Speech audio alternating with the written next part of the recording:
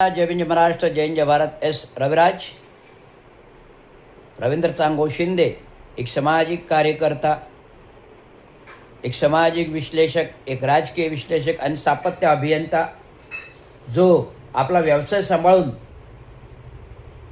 त्यांच्या वडिलांनी दिलेले मार्गदर्शन तत्वावरती कामगार संघटना चालून विविध कामगारांना न्याय देण्याचा प्रयत्न करतो.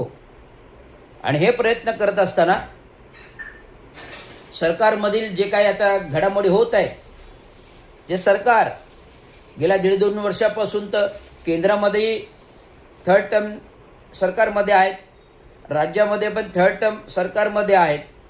2.5 वर्षाचा कालखंड सोडला ते सरकारमध्ये आहेत.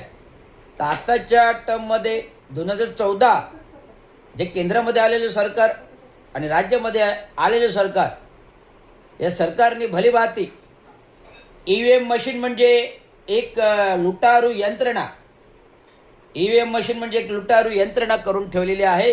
ज्या EVM मशीनद्वारे विविध ऑनलाईन सेटिंग्स, मतदानाची चोरी, या सर्व गोष्टी होत आहेत. मतदार याद्या तयार करताना ज्या डिजिटल यंत्रणेने दुबारे मतदार लोक इकडचे तिकडे तिकडचे इकडे या मतदार यादीमध्ये घुसून अनेक दुबार मतदाराद्वारे मतांची चोरी, हे सर्व गोष्टींवरती विविध संघटनात्मक, विविध राजकीय, विविध संघटनात्मक, विविध राजकीय आणि सामाजिक लोकांनी आंदोलने छेडली. मी सुद्धा होतो. परंतु सरकारमध्ये आलेली हे सरकार ज्याप्रमाणे निवडून येणार नव्हतं, हे सरकार, मला एक विचार पडला आहे की पक्ष फोडून, गद्दारी करून,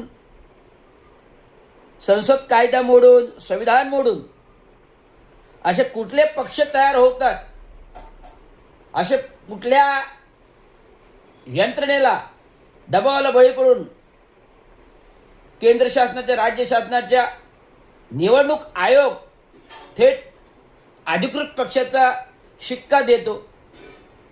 मला प्रश्न आहे. मी अनेक प्रश्न सामाजिक राजकीय अभ्यासून विविध TV न्यूज मीडिया, विविध पत्रकार media, paper media, social media आणि राजकीय लोकांची भाषणं,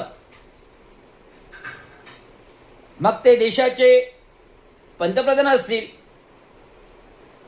देशाचे राष्ट्रपती असतील, देशाचे विरोधी पक्ष राहुल गांधी असतील, राज्याचे मुख्यमंत्री असतील, उपमुख्यमंत्री असतील, सगळ्यांची भाषणं मी ऐकतो. परंतु या सर्वांच्या भाषणामध्ये विरोधी पक्षनेता राहुल गांधी सोडलं तर कोणालाही अभ्यासाचा गट माहीत नाही. कोणालाही अभ्यासाचा गट माहीत नाही. जो राहुल गांधींना अभ्यास आहे तो राज्याच्या यंत्रणेवर, घटनेच्या संविधानावर कोणाला अभ्यास असेल असं मला तरी पटत नाही. 66-67 वर्षाच्या कालखंडामध्ये जे विद्वान देशाचे पंतप्रधान झाले, सगळे अभ्यासू होते. पंडित जवाहरलाल नेहरू पासून ते मनमोहन सिंग, म्हणजे त्यात इंदिरा गांधी आले, राजीव गांधी आले, या सर्वांचे तुम्ही तपासा कार्यकाल. कशा प्रकारे देशाचं सार्वभौम मान उंचावेल अशा प्रकारचा कार्यभार आहे. कुठलेही परकीय देश असो, पाकिस्तान असो, चायना असो की अमेरिका असो,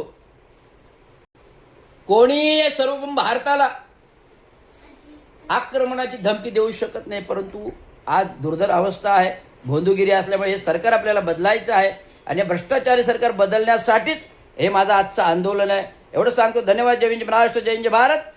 चला, जिल्हा कलेक्टरवर डॉक्टर बाबासाहेब आंबेडकरांच्या प्रतिमेसमोर हे आंदोलनाचा निषेध, सरकार बरखास्ती करायचा निषेध आपण करतोय. धन्यवाद. जय भीम, जय महाराष्ट्र.